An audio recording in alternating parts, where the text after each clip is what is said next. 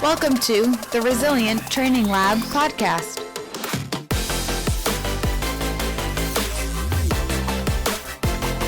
All right, we're back with another episode of the Resilient Training Lab podcast. Today, we're going to start a new Get to Know Your Coaches series, and we're going to start with our newest coach, Claire. So welcome, Claire. Thank you. It's nice to be on. Yeah, super excited. I think this is her first time on a podcast, not just ours. So that is correct. Super exciting stuff. And so Claire has an interesting story. She's a new coach. Resilient Training Lab is, I guess, technically not the first stop in your coaching career, but you had a little bit of a COVID obstacle in the beginning when you first started, right? Definitely. But yeah, this is probably the first entry into coaching in basically any capacity. So it's a nice place to start, gotta say. Awesome. So let's jump back to, when you were growing up, were you the typical, what most people think trainers are, where like they're always playing sports and active and jumping all over the place? I was the stereotypical athlete through pretty much my whole life. I did dance as a kid. I did swimming, and I did softball probably from the age of 10 to probably about last year, actually, in some capacity. So I was always pretty active. Never really in the gym too much. Didn't really kind of get into that until after college when I was looking for something a little bit more competitive. But yeah, definitely a background in activities and, dealing with a lot of different athletes and coaches and stuff like that. So that was probably where my entry to the fitness field was, and kind of where I got my interest in it as well. Was an active lifestyle as a kid something that your parents instilled in you? Not well. Of course, they were supportive, and my dad actually comes from a background of softball and basketball, and that was something that we could kind of bond over, and he could teach me those mechanics and stuff like that. So it kind of fell into line, and I had the ability to kind of pick up things pretty quickly. So whenever I tried a new sport or something like that and it clicked, it was pretty easy to keep me there. So I'm jumping ahead a little bit, but it doesn't seem like powerlifting took too long to click for you either. You're pretty damn strong. Gotta say, 20 years of athletic, anything kind of helps with that. But yeah, that's I had my first taste of powerlifting and loved it from the very second I started. So I'm jumping ahead. We'll get to that. Yeah. So when you're, most kids will learn through play, right? Mm-hmm. It's not too structured until they start to get a little bit older and they can handle instructions and really just kind of see the value in maybe physical activity that doesn't always have to be fun. Mm-hmm. So were you still just playing sports and stuff through high school? Because that's a time when I know a lot of people have started training when they started working out. Was that the same for you? To an extent, actually. So I think in I want to say my junior year of high school, it wasn't necessarily anything within the gym. It was actually kind of more within my sport. So I was a competitive pitcher, and I would do pitching clinics, travel ball, all that kind of extracurricular things outside of the sport that would make me more competitive or would, make me a little bit more disciplined. So at that point, it was still obviously very fun, but it was definitely with the intent. At the time, it was kind of with the intent to get a college scholarship or to kind of get that level up over the playing field. I think I wanted to say we did a little bit of weightlifting within high school. I remember the trap bar for some reason, but I could not tell you what program we were running, what we were doing in any capacity. I just remember the trap bar. But that was probably my first introduction to it. And at the time, I wouldn't say I didn't have any interest in it, but we weren't progressing it. So it was never anything to be like, oh, I can be competitive at this. So that's the whole point, to progress it. Yeah, if you're missing that, that's no good. So it was just a vehicle for you to improve your softball performance to ultimately, hopefully, net you a scholarship to college. Yeah, something along those lines. And just to make, we were a new high school at the time, so we kind of wanted to make a splash with states, and we wanted to be competitive with a lot of our other bigger conference teams. So that was kind of the driver behind that. A new high school? What do you mean? So my town didn't have a high school. I think I was the second graduating class. Before that, we would go to other neighboring towns. So, we would send some kids off at one school, some kids at another, and I forget exactly how they divided it, but yeah, that's my town. We got a high school, like probably, I don't know. I graduated in 2012, so it was 6 years old at that time. So Oxford was just like, yeah, we don't need a high school. It's fine. Our kids don't need to learn after they're 12. we don't have a population for this, and it's funny because we have they're actually creating a new school where the old schools were before, but we had kind of a messy system. They were definitely adapting and they were growing, but we were known as a farm town, and we definitely followed suit with that. So. Jeez. All right. Well, Yeah. I learned something new today. I figured, at least in New England, everybody had a high school. You'd think, right? It seems like a kind of a crucial element to a town. But All right. Well, yeah. That's cool. Yeah. So brand new high school, make a splash, want to Yep. be good at sports. That's fun. Mm-hmm. You didn't just play softball, right? So you're a volleyball player as well. Yep, played volleyball as well. And that was high school was actually the introduction to volleyball. That was it was a brand new team, brand new sport, and it was awesome because it combined all the things I like to do in softball on one court. So it was, I loved diving for digs. I loved spiking the ball. I was the most uncontrollable hitter. I was the worst. I was a 5'3" hitter who wanted to hit, the 6 foot line. I was such a mess. It's fine. But it was definitely, I got to run. I got to jump as high as I possibly could. I got to block, and that sport came pretty naturally as well. So that was really cool. And it complemented softball pretty well. So I forgot who I was talking to earlier this week, but there's a pretty high concussion rate in volleyball. Oh, yeah. Not necessarily from people hitting each other, but somebody looking the other way, and there's a rogue serve that clocks somebody on the side of the head. So if you loved serving and couldn't control it, maybe you were responsible for a couple of those. Oh God, I hope not. But I cannot confirm or deny that. But yeah, if you get whacked, it's not fun. Also, diving and running your head into someone else's kneecap, even though they have knee pads on, is not ideal. I would not recommend that. Yeah, even if you're protected and you get hit hard in the head, it doesn't feel good. No, exactly. And I feel like at that time too, unless you were nauseous, like 10 seconds after, or seeing spots, they were like, nah, you're fine. So Jeez. it's fine. So did that softball scholarship ever make an appearance? I did have an offer to, just not quite at the schools that I wanted. And actually in my senior year, I actually stepped down from my pitching position. We had a new girl up and coming and she was a freshman too. And she was dedicated. She had all of the things that, I don't know, I'd kind of been burnt out at that point. I'd played travel ball for so long, and the pitching world was so insane. You would have to have 6 or 7 different pitches, and you'd have to be training in the off season. And at that time, I was kind of focused on other things.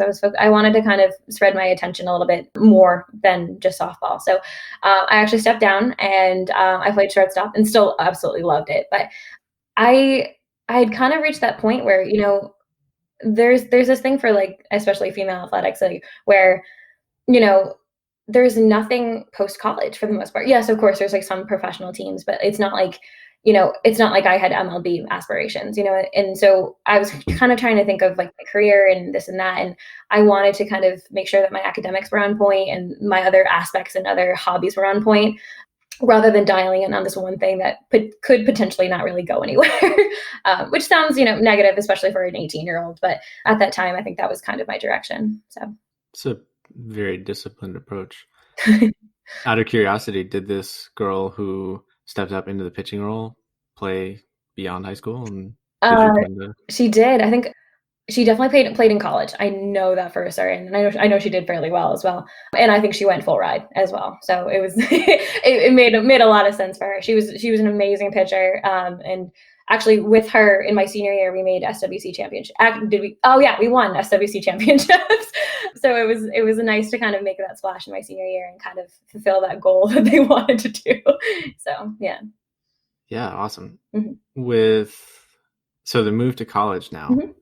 Your senior year of high school, what types of things were you considering when you were looking at schools? What were you considering majoring in, and what was important to you at that time? This is funny because When I was in my senior year, I was feeling super lost. I really didn't know what I wanted to do. I knew what I liked and what I didn't. And at the time, I had had a few teachers, and well, so let me explain. My group of friends was brilliant. They were the cream of the crop. They all became engineers. Like, they were the smartest people in math and science. And not to say that I was not the best. I was not the worst in those subjects, but I definitely was not on their level. So I kind of had this like conflict where I was like, well, I can't be an engineer, so I can't do anything else. And it was this kind of weird thing of like, I was very insecure with my abilities and really wasn't sure if I was smart enough to pursue a science field or, or any other field like that. And of course, you see the college price tag and you see everything else and you don't want to throw that away for any particular reason. Especially, I had some friends who were going to graduate with like, $50,000, $100,000 in debt. And I knew if I wasn't certain on something to kind of play it a little safe, see what I can do, and just try to go with something that I really enjoyed. And at that time, it was English. Weirdly enough, I wanted to be a writer. Which was, of course, the most secure option, definitely there. Undertones of sarcasm. Yeah. But it was where I started. I was like, you know what? I'm a decent communicator. I think I can do something with this. Let's kind of go from here. And at the time, I had toured Quinnipiac, and they had given me a scholarship that was manageable, definitely, because it's a really great school. And I was like, okay. And I looked at their other major options and things like that. And one of the things that they did have was graphic design. And that was another area. Art was one of the areas that I was interested in. So I went. I, started my first semester just as an English major, just trying to kind of, and of course taking a bunch of different electives too. I think I took media, I took nutrition, I want to take a film course, a philosophy course, just to kind of get involved in some capacity. And I took a graphic design course, loved it, was pretty good at it, and decided to double major. And that was, to me at that point, because I kind of had the brain for it and I kind of had the eyes for it. It was like, oh, this is a good passport to a career. This is a good combination where you have, visual and written communication. And I think it'd be applicable later on in life. So better than just an English degree, mostly because I also knew I didn't want to teach. I did not want to be a teacher, and nothing obviously against teachers, but that just wasn't something that called to me at the time. So we ran with it. But it was, completely opposite of what we're doing now. But I mean, yeah, you're kind of teaching. Yeah, that's the thing. It's all the fun of teaching without, dealing with well, no, we still have kids and stuff like that. But like, it's, it's teaching in a different kind of way, not structured within a 7 to 2 work day and things like that. That's regular. So yeah, all the benefits of teaching without the institution of it, kind of. Yeah. With the graphic design stuff, Mm-hmm. When you are taking classes like that, and this is just because I am completely unfamiliar with it, did you excel in something specific? Like, I don't know, logo design, or like, was your thing more making like infographics or like newsletters? How does that work? So especially in your first few years, you kind of do a little bit of everything. And it's hysterical because at the time, one of my classes was actually hand coding, which is like HTML and CSS. And we were hand coding websites from scratch, Q to 2 years in the future, and it's no longer relevant. But they kind of give you a little bit of everything. So that was logo design, that was print design, that was, infographics, that was animations. And your first 2 years are kind of seeing what things you are drawn towards. So, I had some friends who absolutely loved animating. I had some friends who loved like video editing or film and stuff like that. For me, I actually gravitated towards print. Hysterical with the English connection. But I loved posters. I loved books. I loved book jackets. And it was just this idea that you could take something, create it on the computer, obviously, but then you could have it printed in your hand. And I loved seeing the full process, the full fruition of that. And of course, with that, there was also like letter pressing, letter engraving, typography, all these really, really cool, interesting things. And I was drawn to that especially, mostly because I could also tell a narrative through that as well. So it was, within a poster design, you're always looking for hierarchy. You're always looking for, what kind of color, what kind of mood you're trying to show. And I always liked the intentionality behind things. You never wanted to have a design where you had to point at something and be like, wait, what is that in there? And if you didn't have a reason, it was kind of like, pull it, kind of like the way we program now, in terms of like, you always, typically you always want something to have some sort of intention behind it. And I really liked that kind of aspect to it. So. And you ran all 4 years with this English graphic design, saw it all the way through. Yeah, all the way through, dual degree. My senior year was a mess of dual theses. I had a portfolio review and a 25-page paper. And of course I did a creative writing element to it. So it was like an extra 20 pages. Definitely, clearly not, but yeah, I loved it and ran with it and loved every second of it too. I look back on those years as just these amazing years of flexibility and being able to do the projects that I wanted to do, and just being allowed to create in that atmosphere, obviously with some parameters. You always had an intention behind something, or you always had an assignment to do. But I look back on those creative years and they were really awesome. They were really, really great. But yeah, so I did that. And where's that from? What school did you go to? Quinnipiac University. How's it that you did mention that? How's their gym? So haven't been in a little while, but their gym was okay. Actually, it was decent. You had to time it around the lacrosse team or the hockey team. You did not want to get anywhere near the hockey team. At the time through college, I was definitely the very stereotypical cardio bunny. I was on the elliptical for 45 minutes and that was it. I would maybe pick up a dumbbell every once in a while. But it was with no progression, no plan. It was just kind of that idea of like, well, I'm doing this for health for reasons, but I don't quite understand what they are. But their gyms are both really, really nice. I look back on them now and being like, you could have been squatting in really awesome places that had the tools that you need. But, I feel like that's always what happens when you reflect. But I went to the gym, I think I want to say freshman, sophomore year, definitely. That was not quite regular, admittedly, either. But it was just kind of mostly for, just to get moving and get active without really any goal or plan in mind. And then actually in my junior and senior year, I pretty much fell off the map entirely. I studied abroad in my junior year. Bless, it was an amazing experience. But I was not working out while I was like in London. I was like, I'm gonna just walk 13 miles today. That's cool. And senior year, it was so busy that and I wasn't in any sort of routine. So definitely fell off there for a little bit. What was gym access like in London? I know you just said you didn't work out, but like, do the universities have them? The university that I went had one. I want to say I went like 4 or 5 times.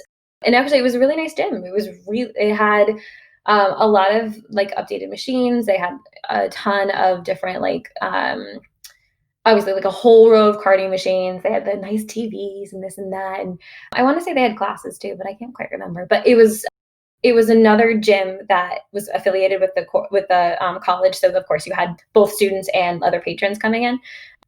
It's funny. I did actually go back a year ago when I had first started powerlifting, and I was gallivanting around the UK. And the gyms are so funny. I was looking at free passes for things like that, and I made it into a few. And I remember being in like a really weird gym in like Cork, Ireland, and everything's in kilograms, and like everything has that like dingy but like cool and like old school feel to it. And it was like in the basement of some building, and I don't know, that was kind of cool. But there are places that and especially if you travel, I would so fully recommend getting free passes to places. Usually they have them, even if it's like a tour and assessment. They probably don't want you to know that, but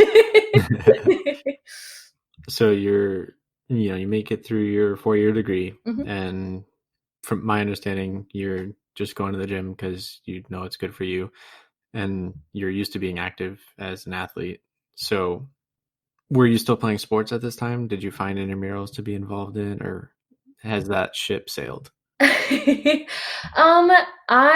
wasn't into intramurals. I was actually in theater at that time. That was my other extracurricular that I swear I should have gotten a ceremonial degree in for all the stuff that I did with it. And that was hysterical because it was literally the combination of English and graphic design. It was visuals and communication and all that. And that was amazing. That was, if anything, taught me discipline. Stage managing taught me discipline.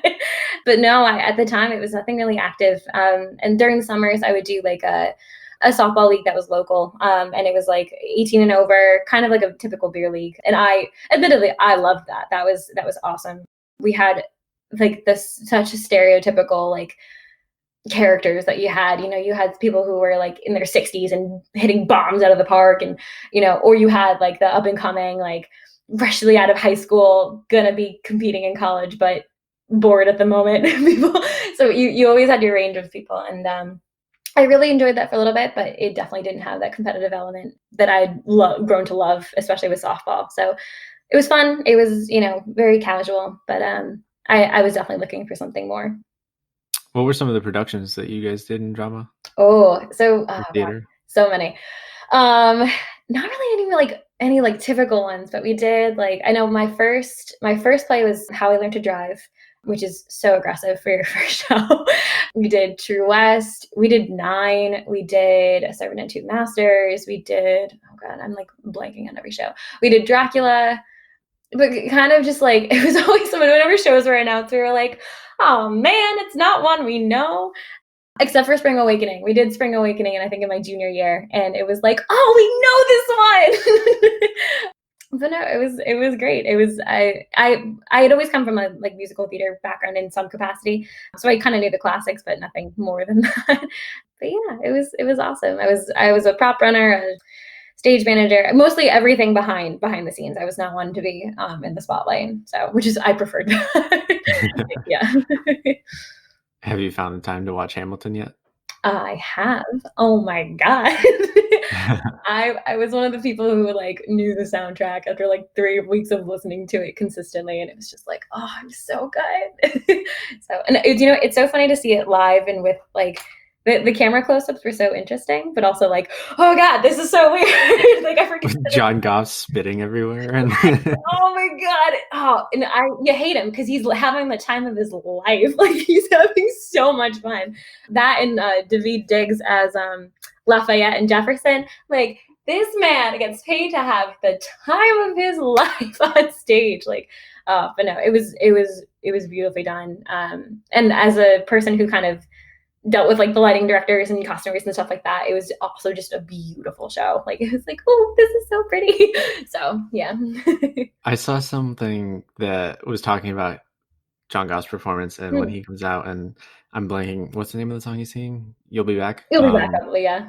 And so like he's singing that, right? And then like he knows the camera's going to be close up to him, and apparently like that could have been a nod to King George going mad, and one of the symptoms for what he was dealing with, was it syphilis? I don't know. Oh, it was one of the things. But like, was it like excessive salivating and like spitting and stuff? I don't know how true that is. It wouldn't surprise me though. Right. I feel like he's one of the ones that like digs down into characters and stuff like that. Yeah. He also has to have fun and spit everywhere. So what role do you normally play that allows that? So yes, if any of you haven't seen Hamilton yet, it's definitely worth it. So yeah. All right, we're past college now. Yes. So you graduated graphic design, English. Yep. Lots of cardio. Yeah. What did your first few months after graduation look like? Chaos. Absolute chaos. At the time, I moved back home and I started applying for jobs. I had a few leads right at the end of college, but they weren't really fruitful. I freelanced for a little bit at a local pharmaceutical company, doing package design and things like that. And I was hired a few months later at my first job, which was this is a trade association, so a little not-for-profit association. I was their entire marketing department. They had created the position and wanted to fill it, and it was interesting. It was definitely outside of my comfort zone. I'm fairly comfortable talking with people now, but that was never the case before. And it was, we would have to be doing graphics for events. We'd have to be doing a newsletter. We'd have to be doing emails, social media, pretty much everything across the board. And then we'd also have to throw these events once a month, which was like, by the time I left, it was like 150 people. It was like throwing a wedding every month. But it was great. It really got me started, just building some of those like soft skills that you have within a career, with whether it's, just showing up on time. I had a commute to Fairfield, so I had to time that. It was either a 30-minute commute or it was an hour and 15-minute commute, and you had like a 2-minute window where that was the case. Yeah, you leave at 7:28 and it's 30. Right? Exactly. But yeah, it was great at the time. And so I also worked in a 3-person office. It was me and 2 other women, and they were amazing. So one of them was actually a stage manager too, which was hysterical. So we got to bond over that. And then we had a few other executive officers through the years. I had started with one and then had 2 additional throughout those 2 or 3 years. But yeah, it was nice, but it was definitely there was no room to grow within the position. So while I was very, very happy and very comfortable there, I definitely felt a little bit stifled too. So. And while you're working at this job, are you training? Yes, I think so. When I first started, kind of the same thing I did in college. I want to say the first year of that job was definitely just your very stereotypical. I would use a few machines, and I would probably like walk on the treadmill a little bit, and that was kind of it at the time. I think lifting and stuff didn't really start until like probably end of 2018, early 2019. So. And when that started, were you still at this job that you just mentioned? Yes. Yep. I was still at the job at the time. So. Was that the last job that you were working before you like decided you were going to take the plunge into coaching? It was, yeah. Yeah. So we're coming up on some big changes. So let's talk about your first experience working with somebody in a gym and starting to lift weights. What does that look like? Literally. Wait, you mean personally or as a? Yeah, when you said that you didn't really start lifting until like the end of 2018, how did you get to that point? Got you. So at that time, I had worked with a personal trainer. I want to say at the beginning of 2018, yeah. And it was so funny because we were just a really bad pairing, not great with that. And I think she tried to kind of introduce some barbell movements, but it really just, we didn't click. And we were trying to learn pull-ups, and for anyone trying to learn pull-ups, it's like the most frustrating thing. And not so like you have to do it all the time, every day. Like it was a bad combination. But at the time I was kind of getting more involved in my gym community, and there was one personal trainer who I actually switched to who was running like this crazy class that was it was like timed max effort.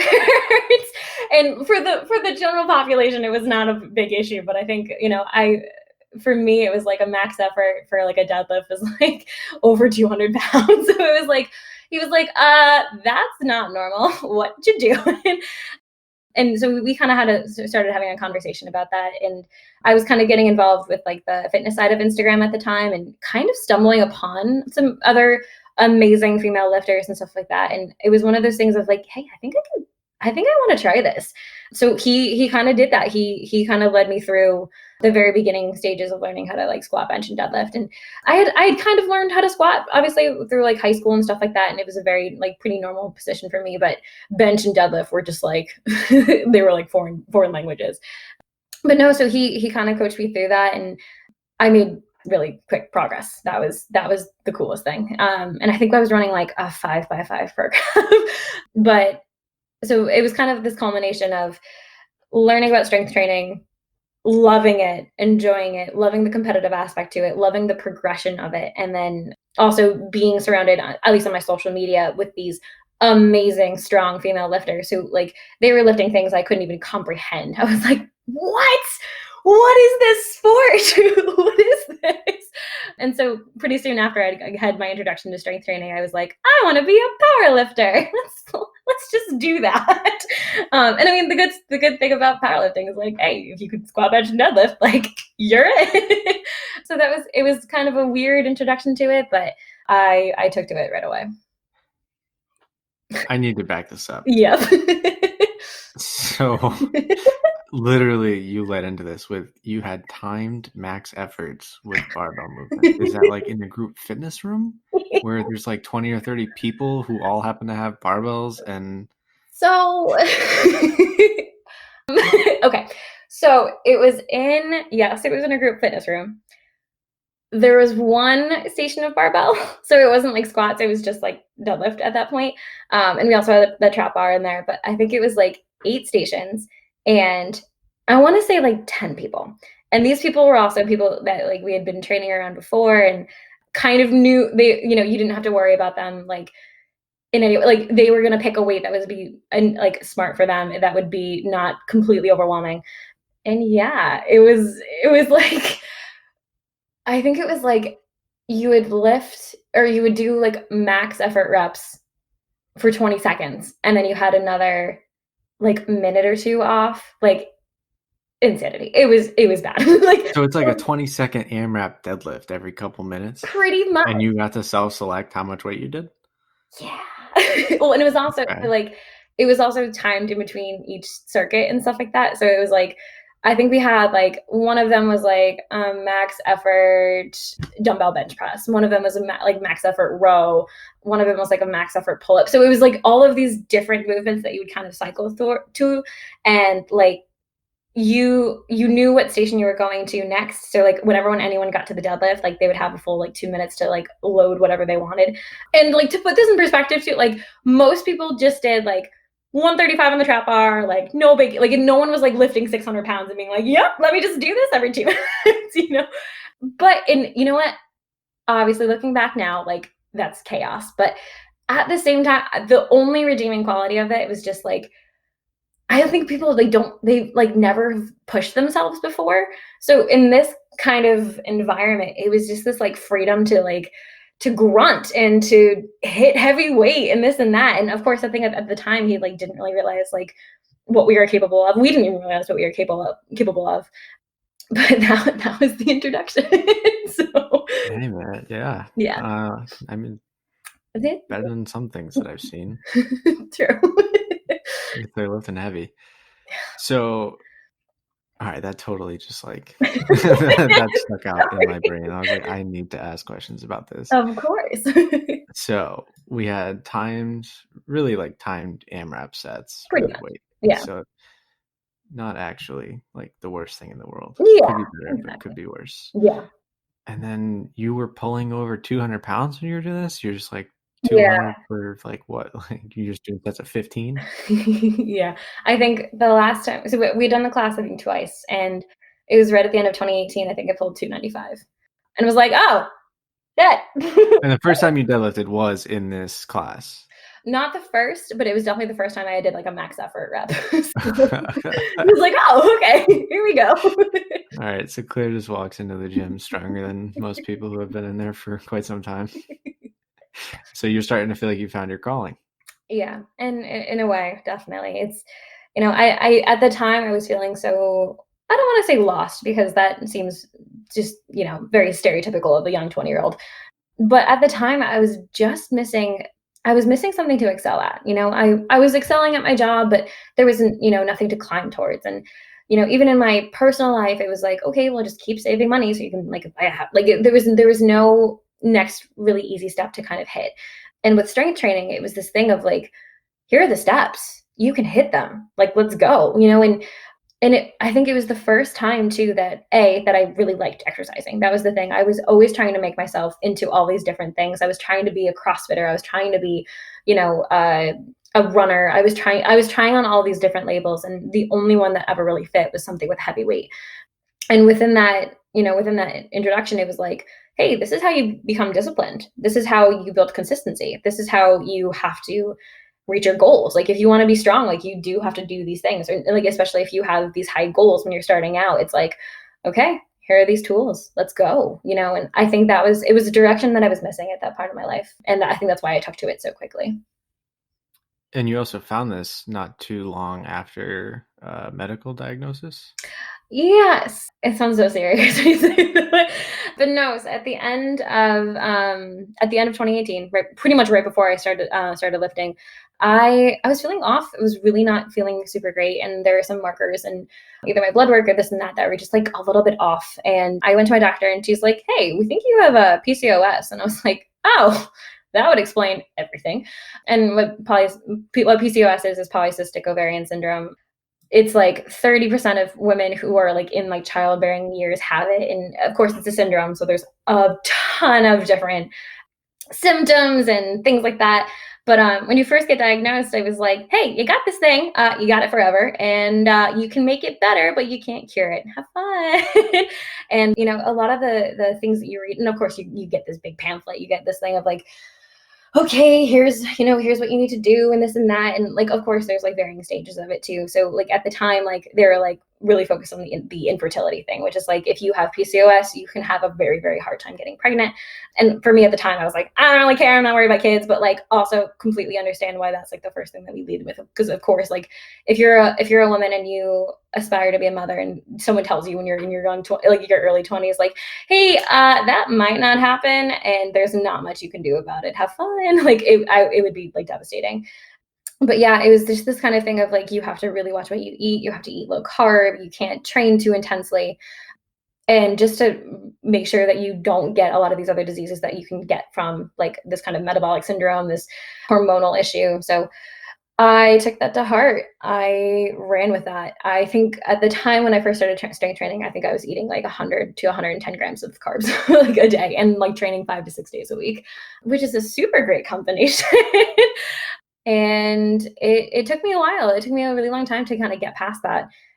When I kind of used that method, I was, restricting calories, restricting everything, all the way up until my first meet in May. And after that, I started working with a new personal trainer through other things. And he looked at my nutrition and was like, dude, what are you doing? And I was like, no, it's for my thing. Like, I have PCOS, like I have to be low carb. I have to keep things less. And he was like, do me a favor and just try to up your calories. Just try eating like an athlete for the first time in your life. And I was like, okay. And I was I think I like bumped up my calories by like 10 calories at a time. I was the biggest brat. I was like, I don't want this because I think it's bad for my body and blah, blah, blah, blah.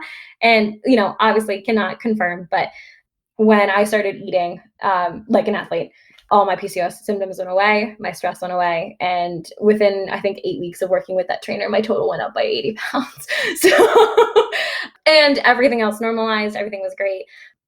So it was kind of that first realization that A, like, don't let a diagnosis like define you, but also B, like a lot of the prescriptions that people give or a lot of the advice people give are not meant for competitive athletes training 5 to 6 times a week. Like, oh, right. That makes sense now. And I'm excited. I think this is going to be my first year ever having like a regular menstrual cycle, a hormonal cycle, and I'm getting stronger and I get to eat more. So it's like this like whole combination of like, hey, stop eating like an idiot or like, stop, do what makes your body function the best. Like that's how it is. Like, you can try to break those rules sometimes because sometimes those rules are so generalized that they're not going to be true for you. So that was my PCOS rant, but No, yeah, you brought up an interesting point that, it's a syndrome and there can be a wide variance of symptoms that's completely unique to, who you are, and your experience isn't going to be the same as the next person's. And yeah, you just hit the nail on the head with find what makes you feel good, your body feel good, and you're clearly not afraid to push yourself. Not anymore. So that's nice. Yeah, so that's awesome. And now you kind of hinted at your competition in May. Was that your first powerlifting meet? Yes. Yep. That was my first meet, the Ladies of Iron. Yep. It was in the 72 kilogram class, I think. And it was awesome, I have to say. I was kind of afraid of competing, but at the same time, like everyone I talked to was like, just do it, just try it, have fun. And I was like, okay, sure. And they were right, of course. So what was your first total? 766, I think I want to say. So not too shabby, but I definitely wanted more. And it was so funny because I thought I was coming from this environment where I was the strongest female, and then I walk in and I'm like, oh, I am no longer the strongest person that I know. That's cool. So it was definitely inspiring because it was like, oh, you think you're getting there? Oh, you just started, girl. Like there's a long road ahead of you. So when you did this meet, did you pull conventional or sumo? I pulled sumo, actually. Yeah. Were you pulling sumo in the HIIT class? No, I was playing conventional at the time. So, yeah, I know. Yeah, it was. Oh, my sumo was such a mess. Don't even please. What do you mean? No one look at my Instagram. This. Oh. Now everybody's going to. Oh no. No, it was so funny. I remember on that day, I struggled to get 315 on the floor, and it was like the slowest thing on the face of the planet. Still got it up, which was amazing, but it was, yeah, definitely humbling. So, but yeah, first meet was really good. And of course, after that, I scheduled my next one like right after that. So, not obviously like the month after, but I picked another date to kind of aspire to, and with new number goals and new just, composition goals in general. So At this point, are you interested in reading about what you're doing, or are you just doing whatever your coach is telling you to? So I dove in. I started reading, watching, scrolling through whatever I could possibly find. So I think back on this because I know a lot of people like don't typically have really good mentors right when they start something, but like any information that I needed, mind you, whether it was truthful or not was debatable, but any question I had, the internet had, or someone on Instagram had a video about.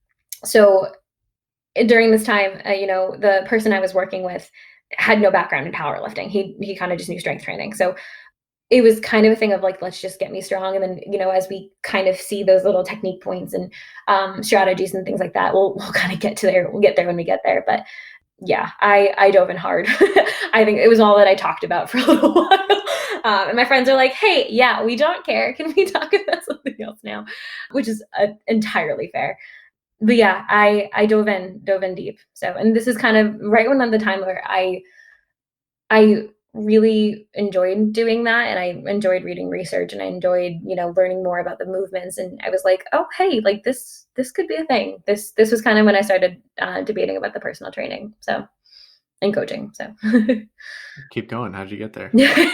Well, through that, basically, I think especially watching my own body change, watching how empowered I was, and actually watching the people around me get empowered through that as well. I had a few women who would come up to me, or even men too, being like, yeah, we've never seen a woman pull over 275 before. And I was like, what? I did that day one. Yeah, right. So it was just this interesting role and this interesting like impact within the fitness industry that was motivating, and it was kind of everything that I wanted to be. So I think I signed up for NASM. I want to say it was like, I'm not sure. It took me too long to do it. That's all I know. I think it took me like 6 months to finish. But I want to say it was at the end, I think, of midway through 2019. I hadn't put in my notice at my job or anything yet, and I was like, let me just like get this. It's like, what's the harm? It's fine. It's a discount, like whatever.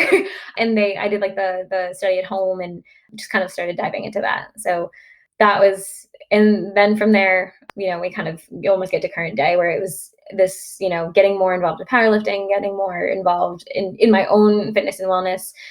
And also just like starting to even like program for myself or my friends or this and that. Like it was just like this interesting thing of like, hey, this is cool. This is clicking. I like this. So what ultimately led to the decision to pull the plug on this career that you had spent all this money and time investing, in, and you end up working at this job that you like in a department with women that you like, and you're just like, no, I'm going to leave it all behind? That's a good question. You know what?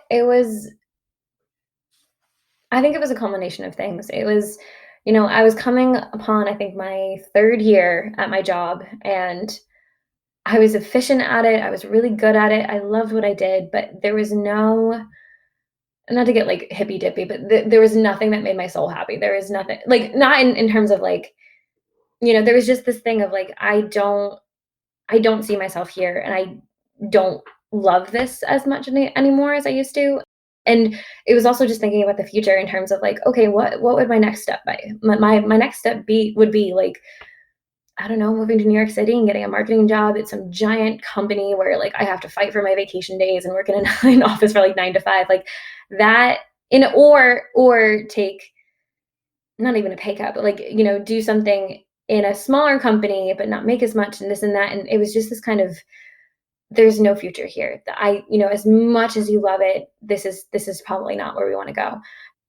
And it was also just the thing of like, hey, you're 20. At the time, yeah, I was 25, and I was like, well, now or never. So I I think it was December 2019, I put in my notice and had initially planned to freelance design while I finished my certifications. And that's kind of what happened. So it was, it was, it was a career pivot. It was this idea of, you have skills, great, awesome, let's use them. But I need to change. I need to kind of not even follow my dreams. That sounds that sounds so cliche, but I want to follow the thing that makes me happy. And I think I could be pretty good at it. So give it a shot. Why not? Now, before you did this, Mhm.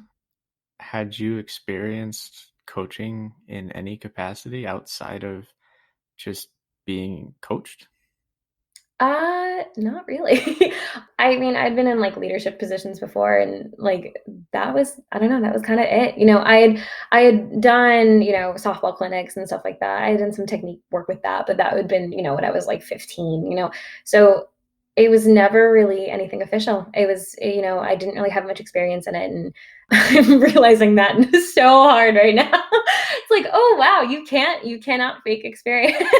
Like within the marketing world, like there's so many things that you can kind of work your way towards, or if you don't have the experience to do something, you can learn it on the internet really really quickly and then do it and then get better at it. And I think with coaching it's like you have to be in the ground and you have to see it. And so the only experience I'm really drawing from is my own personal experiences and the experiences of my friends. They all had coaches and programmers and this and that, and I have that like collective feedback in a way.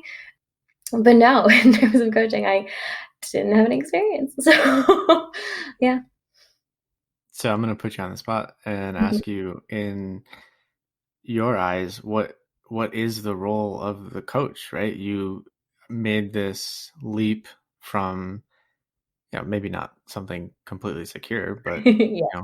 more secure than I kind of laughed when you had said, how did you put it? You said like, there wasn't room for moving up, or maybe like fighting for vacation days. And I'm like, you jumped into a field where you're working at 5 a.m, you're doing split shifts. There's no guarantee another client's going to come through the door. Like, there's a whole bunch of question marks, and it just kind of made me chuckle because it's like, you really just traded the source of the question marks, but you were excited to do that and willing to do that. Yeah. So I actually just forgot my question, so I hope you remember it. Oh no, I do. So Okay. I got you. No, so I think, your role as a coach is to be an avenue. I think in terms of you want to be an avenue and a compass. So I think in one way you have to teach, obviously. I think people are, they benefit from parameters in some sort. So, whether it's teaching a new movement, if no one's ever deadlifted before, like being able to coach them through that movement and, being able to kind of make it more efficient for them or this and that. And the same thing across the board, with a movement, with nutrition, with this and that, you always want to educate, you want to help them apply, and then you eventually want to get to a point where they can apply by themselves. And of course, as a coach, you always want to be, you'd like to be at some stages of that journey, but you also have to realize that, you might only be at the beginning part. You might be in the middle part.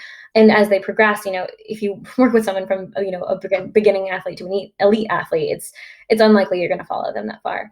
But I think you have to advocate. I think you have to be an ambassador. I think you just have to, help people get a little better than they were before and leave a positive impact on them, which I think are like my core values right there. But I think that's what being a coach means. And also challenging people and challenging the industry. I know I see you and Paul and other Ryan doing it all the time. It's this idea of like, hey, this is a bad idea. Like, why is this idea so filtered throughout the industry? And I know I always see it in terms of like, selling certain marketing or this and that. And I know I always take that such to heart, because I think women in particular are sold so much shit. Like, and I never want to be that coach that's like, hey, so my program is $24.99, so you can pay like this. And like, I hate that idea about the industry. So I think challenging that as well. So you always want to leave your client or the industry better than when you entered it, I think. Yeah, there's also a lot of buy my program and you'll look like me, not disclosing Yeah. all of the other factors influencing how that person may look. And just it's so layered. The insecurities that people are preying on. Yeah. I'm sure you have pretty good insight to it from the marketing perspective. I don't understand the first thing about marketing outside of being genuine. Well, and let's, at the end of the day, the best marketing is the one that has a quality product first. That's hands down the best marketable thing is quality. The most cost effective, not always, but no, it's just keeping things genuine, keeping things honest. And I think in our industry especially, it's kind of hard to do that. But I'm hoping to contribute to that in some way. But yeah. And so you made the switch, you got, your certifications, and I remember seeing your Instagram stories throughout when gyms are shut down, where, Claire won't say it, but I mean, she was just pedal to the metal, doing anything she could to continue to learn and immerse herself in this field. Mhm. And so your first stop wasn't going to be Resilient Training Lab once the gyms opened, right? It was, I had, so initially, I want to say I finished my certifications in February, and then within a few weeks of that, I had been freelancing, and I started a gym, a position at a local gym. It was like a big box gym. I interviewed on a Friday, and I was like, yeah, I'll work in 2 weeks. They're like, yeah, we'll call you in 2 weeks. And then I got a call on that Sunday afternoon, and they were like, hey, can you come in tomorrow? You're going to teach. And I'm like, what? Okay, sure, that's fine. And that lasted a few weeks. And then I had another gym actually contact me, interviewed with them, got hired.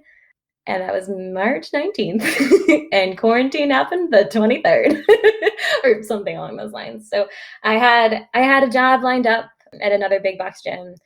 And it was just, I thought I had that plan kind of worked out. And then Paul messaged me halfway through quarantine. And at first I was like, hell no, I don't have any of this experience and this and that, every insecurity in the book. And I think rightfully so, admittedly, I had no experience with this kind of stuff. And so initially I was like, I'll think about it. We'll go from there. That's your internal dialogue, or you told Paul that? Probably both. I think it was both. It was that moment of like, you sure? I think I can bring some things to the table, but I'm not, I don't have a full feast. But he reached out again, and I had been mulling it over, and I was like, if you start this other job, you're going to be probably like a mid-level. You're going to be fine. You have you have a really good background in certain things, and you work pretty well with people. And, you'll learn sales, and you'll have to, sell supplements and this and that. Or you can go with this other gym, with this other, training philosophy. You're going to be, no, not to be mean to myself, but you're going to be the dumbest person in the room. You're going to be the least experienced person in the room. You're probably going to be the weakest person in the room. And it's going to be hard. Which one are you going to pick? And I picked this. It was, I wanted that. I wanted to be the weakest, stupidest person in the room, because I knew you guys, would also not leave me hanging out to dry. That was the thing too. You kind of were like, hey, we're gonna show you the ropes. This is gonna be okay. But you can see it in the way you guys coach your clients and in your ideologies and things like that. It's just this idea of this is where I want to be. This is what I aspire to be. This is where I want to be. And this is where you better grow to be. So here I am. Well, you're not the weakest person in the room. You can definitely out squat me right now. So look at that. Moving in the right direction. Yeah. What are your lists right now? Just because we keep talking about how, strong you are. What are your aspirations for, this is a small aside, right? We'll get right back to RTL, but what's in your future? Is a 500-pound deadlift on your radar? 400-pound squat? Actually both of those. So my goal for this year had been, and it still is, obviously, is a 400-pound squat, 225 bench, and a 500-pound deadlift.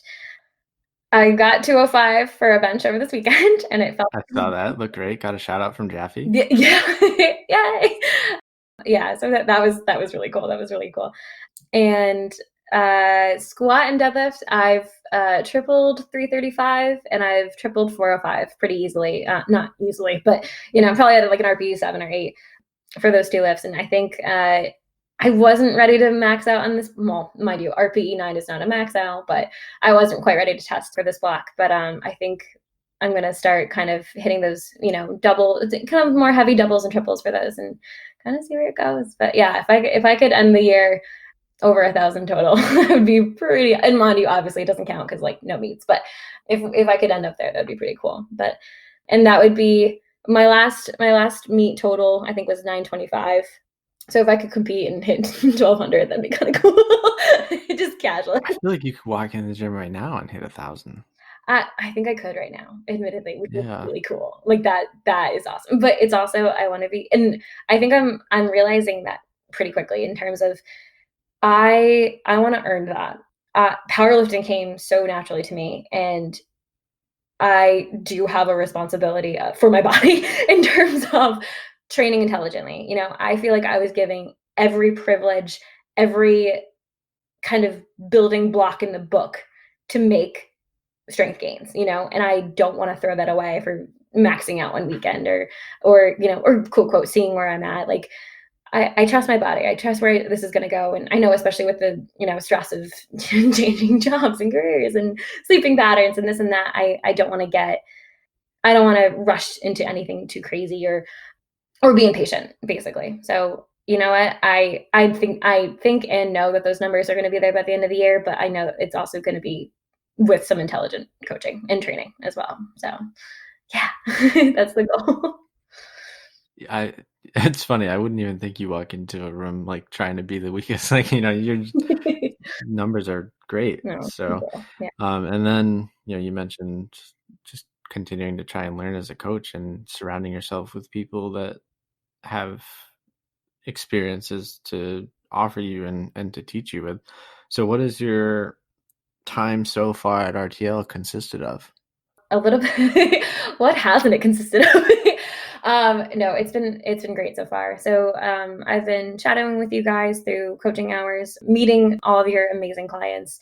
And I was warned at first. I was like, hey, they might be a little mean, or they might be, it's not you. It's, they're just tough. They like who they like, and that's it. And I received like the warmest welcome. It was really nice.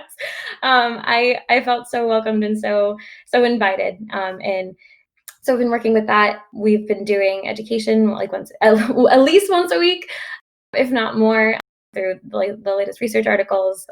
We've been doing testing for programming. So you guys have given me like fake test clients, and I would have to write a block and a pivot and another block for them. And just, talking and, we had a full conversation about pain, which like rocked my world. I was like, wait, what is this? In terms of, like injury doesn't, or like pain doesn't equal tissue damage. And, there are so many other aspects to it. And there are so many things that we currently believe about movements. And, I was coming from that mode of, okay, this is your ideal range as a person. This is the correct range. Like you must, be a robot and fix this range. But you guys have been showing me that that's so not the case. It's, everyone is different. Everyone deserves their own individual time, their program. They all have these other individual variables. So, programming for, a robot is not like you can't do that within these things and coach a whole person. Basically, you have to coach the whole person. So it's been, I feel like I've done more more education and more reading in the past like 4 weeks than I did in my entire freshman year of college. And it's exactly what it feels like. It feels like freshman year of college all over again, being like, here's everything you don't know. Let's go. But Yeah. Mhm. I think, Paul and I both focused on strength and conditioning at UConn while we were there. And it's exactly what you just said. Training is not, they teach you write a 12 or a 16-week program and you can sit down and write it all at once. And it's just like, no, Wait, what happens when gyms get shut down in the middle? What if somebody gets right? sick? What if their kids get sick? Yeah. What if they end up getting hurt a little bit? Exactly. It's really not that simple. Yeah, exactly. So having spent time shadowing us and, just starting to get a taste of the coach side of things, what is leaving you excited and looking forward to doing in this field that is completely different than one you went to school for? I think the impact, small, big or small.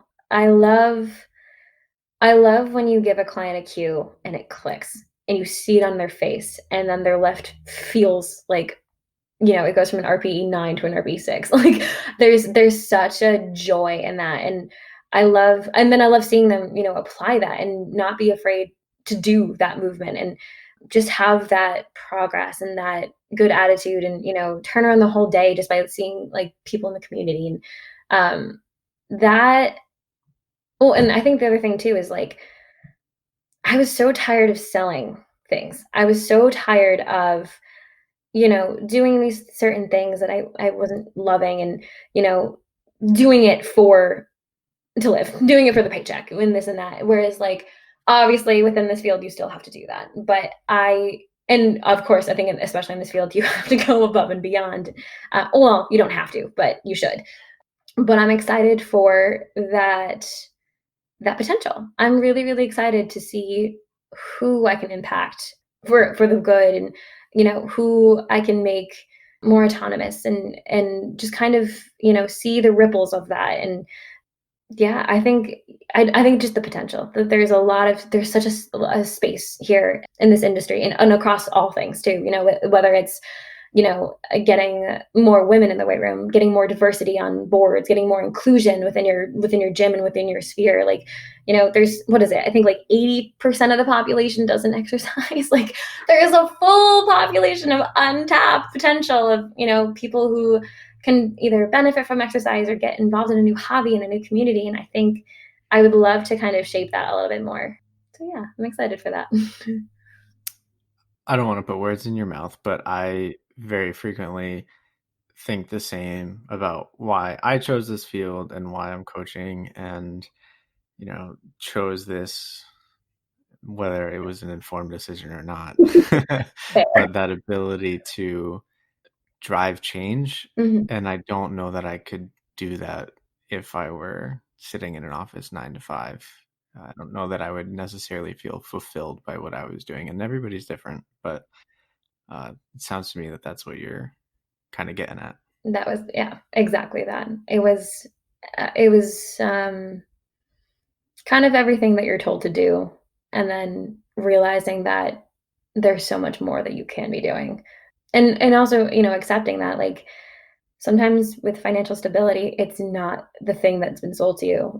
Sometimes you're gonna have to work harder, you're gonna have to do more, and you might get tapped out. That's, I know so there's so much burnout in this industry, and I know there's so many easy ways out within this industry. And I don't know, I don't want to do that. And I think having this idea of what I want to do so concretely now is going to be a big help to that. And knowing and, not quite not having an option to go back to what I was doing, but knowing, getting my first taste and being like, yep, this was the right decision. This is what I want.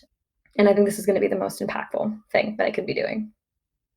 I absolutely agree. So that's Claire, where she's been, where she is now, and where she's going. Is there anything else that you have? I don't think so. I don't know. I'm excited to be here. I'm excited to be so welcomed so warmly and excited to learn. Well, Yeah. get to changing people's lives and changing the fitness industry. Mhm. So what's your Instagram handle? Oh God, it just changed. At Claire_resilient. And you don't spell Claire with an I. I do not. Yes, that's right. No one look at my deadlift videos from 2018. CLARE_resilient. If you want more, she makes really nice pictures on Canva with her graphic design degree knowledge. Yes. A lot of solid training information, and actually more than just training.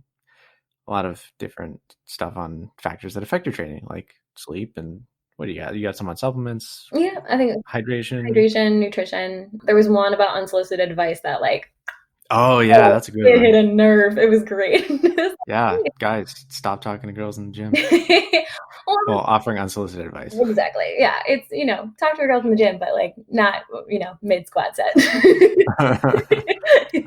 It's an entire issue that we can cover in another podcast.